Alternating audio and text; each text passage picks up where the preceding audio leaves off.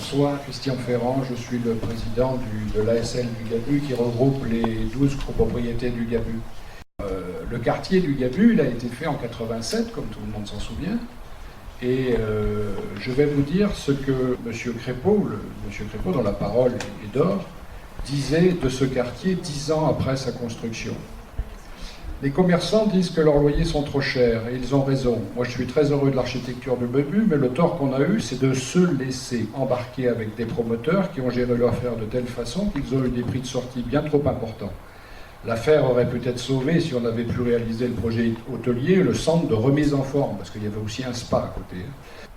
En outre, contrairement à tous les engagements liés au droit le plus évident, les promoteurs ont transformé en appartements les locaux situés au-dessus des commerces.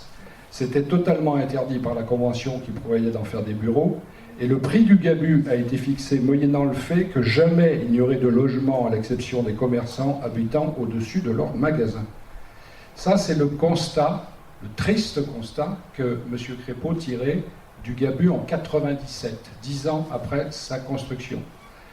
Alors bien sûr, pendant 20 ans, les 20 ans qu'on suivi, les équipes municipales qui se sont succédées, dont vous avez fait partie, M. Fontaine, ont toutes prié, fait des prières en espérant que l'Eldorado hôtelier, l'hôtel, allait tout sauver et allait sauver le Gabu. Et pendant ce temps, le Gabu s'est enfoncé dans une crise profonde qui a donné la place à la spéculation immobilière. Le Gabu a perdu 300 emplois depuis Xynthia. Donc je disais simplement que le Gabu a été maltraité pendant 20 ans, 30 ans, pendant que ses habitants et ses commerçants s'efforçaient de vivre face à un parking, dépotoir. Donc j'en viens maintenant au projet. Donc le Gabu se retrouve aujourd'hui avec un projet concocté entre soi, entre cultureux. Vous savez, M. Fontaine, le temps du débat, de la confrontation des points de vue, il y en a qui voulaient faire un geste architectural fort, il y en a d'autres qui voulaient rien faire, il y en a d'autres qui voulaient faire... Peu importe, ce temps-là, c'est celui de l'intelligence collective. Et après, que les élus fassent leur choix, qu'ils tranchent, c'est leur job, ils sont élus pour ça. Mais ce temps, vous ne pouvez pas en faire l'économie. Vous avez choisi de décider dans un entre-soi, dans un huis clos, ça aboutit à ça. Alors ça, c'est pas scandaleux. Mais le problème, c'est que la méthode, c'est le fait du prince, c'est une décision prise dans un entre-soi et qui aboutit à faire un projet qui n'est pas celui du Gabu, qui est un projet pour le Carré Amelot, pour le CNAR. Donc, simplement, je m'interroge, je me dis quand même qu'un lieu pareil, vous avez vous-même qualifié ce terrain d'exceptionnel. Effectivement, il est exceptionnel. Et il me semble que son caractère même de terrain exceptionnel doit aboutir à ce que chaque mètre carré soit d'utilisation publique. Chaque centimètre carré soit d'utilisation publique. Or, quand je vois des bureaux, je me dis, mais qu'est-ce que font ces bureaux sur le terrain du Gabu? Le CNAR, il est déjà logé au Gabu. Ils ne sont pas assez bien logés, ils sont trop loin. Ils ont 20 mètres à faire. Des bureaux n'ont rien à faire sur ce terrain, c'est mon avis, je le défends, c'est tout. 240 mètres carrés de bureaux qui sont l'administration du Carré. Précisément. L'administratif n'a rien à faire sur un terrain pareil. D'ailleurs, ma proposition, elle est toute simple. Ne faites rien.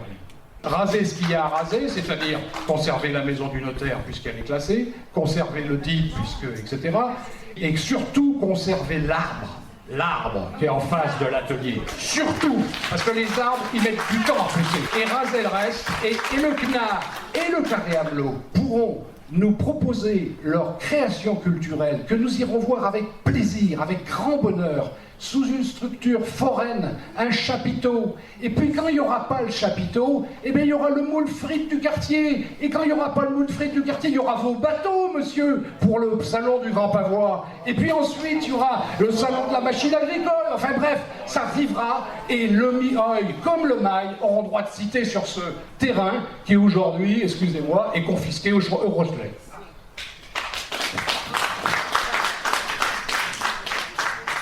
Difficile de répondre à des affirmations aussi violentes et aussi inexactes pour certaines. Tout d'abord sur le Gabu.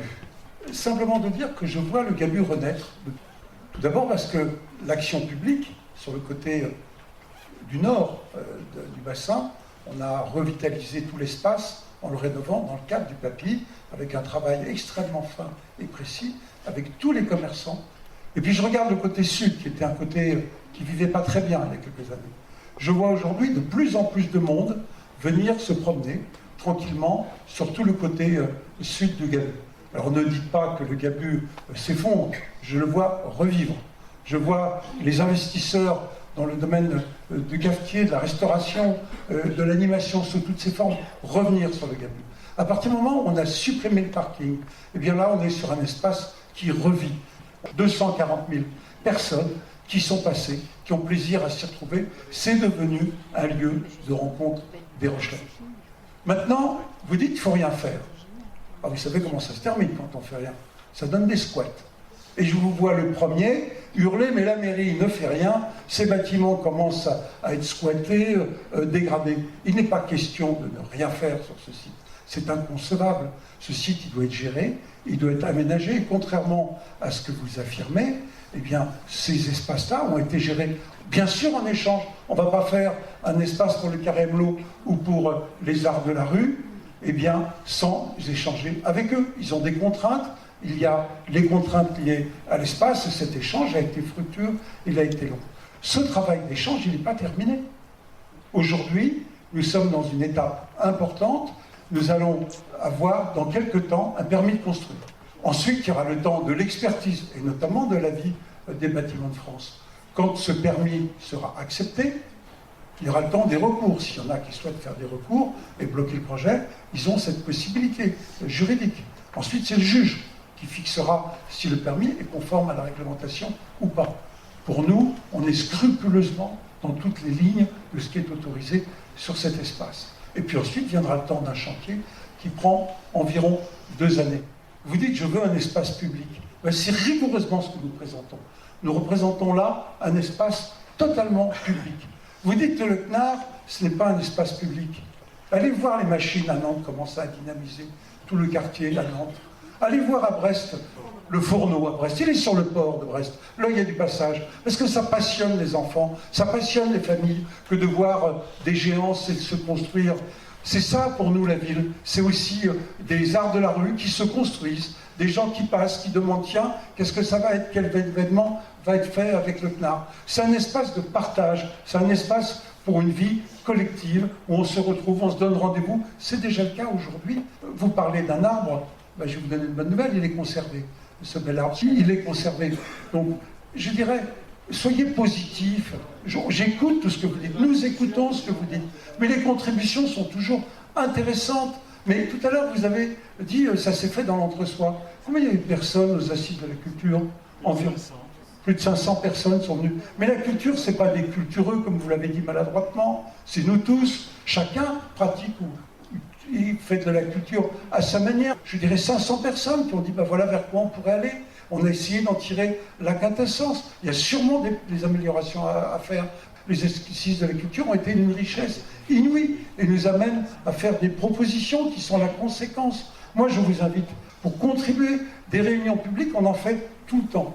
Des réunions sur la culture, on en a fait. On en a fait dans tous les autres domaines, dans l'éducation. Ben, ces temps d'échange, ils sont extrêmement fructueux et je trouve qu'on a là plutôt un beau projet pour notre site. Merci.